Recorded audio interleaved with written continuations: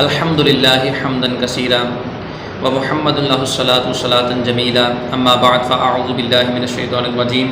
بسم اللہ الرحمن الرحیم۔ ناظرین، آج کا ہمارا درس شریعت احکام نکاح کے بارے میں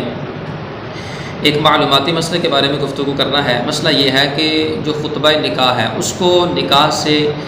یعنی ایجاب و قبول سے پہلے پڑھنا چاہیے یا اس کو ایجاب و قبول کے بعد پڑھنا چاہیے۔ اس حوالے سے جو بہترین عمل ہے وہ کیا ہے؟ تو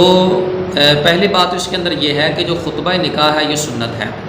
ایجاب و قبول سے پہلے پڑھنا بھی شرعاً جائز ہے اور ایجاب و قبول کے بعد پڑھنا بھی شرعی اعتبار سے جائز ہے، اس میں کسی قسم کا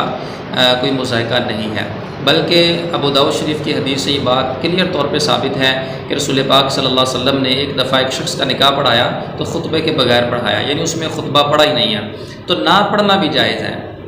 نہ پڑھنا بھی جائز ہے، لیکن پڑھنا بہتر ہے، مستحب ہے۔ باقی رہا کہ خطبہ جو ہے شرعی اعتبار سے اگر احادیث کے اوپر غور کیا جائے تو ایجاب و قبول سے پہلے پڑھنا یہ زیادہ بہتر ہے اور مستحب عمل ہے، کیونکہ رسول پاک صلی اللہ علیہ وسلم کی حوالے سے حدیث موجود ہے۔ حضرت ابو ہریرہ رضی اللہ تعالیٰ عنہ اس حدیث کے راوی ہیں۔ امام ابن ماجہ رضی اللہ تعالیٰ عنہ نے اس کو سنن ابن ماجہ کے اندر نقل کیا۔ فرمایا کل امر ذی بال لم یبدا فیہ بالحمد اقطع، ہر وہ عمل، ہر وہ کام کہ جو اللہ کی حمد و ثنا کے ساتھ شروع نہیں کیا جاتا، جس میں اللہ کی حمد و ثنا نہیں ہوتی، وہ ادھورا رہ جاتا ہے۔ اس حدیث مبارکہ کے تحت علماء نے لکھا کہ چاہے دینی کام ہو، دنیاوی کام ہو، اس سے پہلے اللہ کی حمد و ثنا کر لینا یہ ایک مستحب عمل ہے۔ تو اللہ تعالیٰ کی جو حمد کرنا ہے، جو خطبہ ہے، یہ بھی حمد و ثنا کے اوپر مشتمل ہوتا ہے، یہ بھی اللہ تعالیٰ کی حمد کے اوپر اور شہادت کے اوپر مشتمل ہوتا ہے۔ لہٰذا اس کو بھی چاہیے کہ یہ بھی ایجاب و قبول سے پہلے ہو، کیونکہ جو نکاح ہے یہ بھی ایک معظم کام ہے، دینی عظمت والا کام ہے کہ نکاح جو ہے نا، اس کے حوالے سے ترغیبات موجود ہیں احادیث کے اندر، قرآن کے اندر۔ تو بہرحال جو نکاح ہے یہ ایک معظم عمل ہے، اس سے پہلے بھی اس حدیث کی روح سے خطبہ ہونا چاہیے، کیونکہ حضور صلی اللہ علیہ وسلم کی حدیث کے مطابق کہ جو کام بھی عظمت والا کام اس سے پہلے اللہ کی حمد بیان نہیں کی جاتی وہ ادھورا اور نامکمل رہ جاتا ہے۔ اسی وجہ سے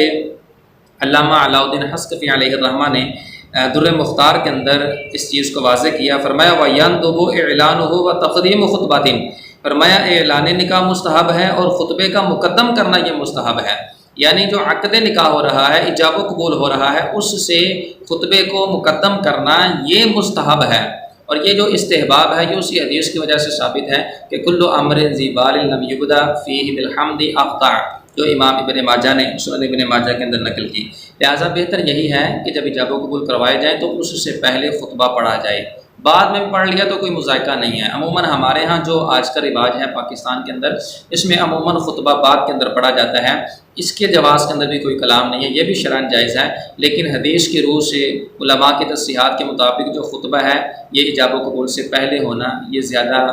فضیلت کا باعث ہے اور یہ ایک مستحب عمل ہے، کیونکہ اس میں تبرک بھی ہے، تبرک کی نیت بھی ہے کہ اللہ تعالیٰ اور اس کے رسول کے ذکر کے ساتھ جو ہے نا وہ باعث برکت ہو جائے گا، اور دوسرا یہ ہے کہ اس میں تکمیل کی بشارت بھی ہے۔ اللہ تعالیٰ ہم سب کو جو سنا ہے اس پر عمل کی توفیق دے، آمین بجاہ النبی الامین صلی اللہ علیہ وسلم۔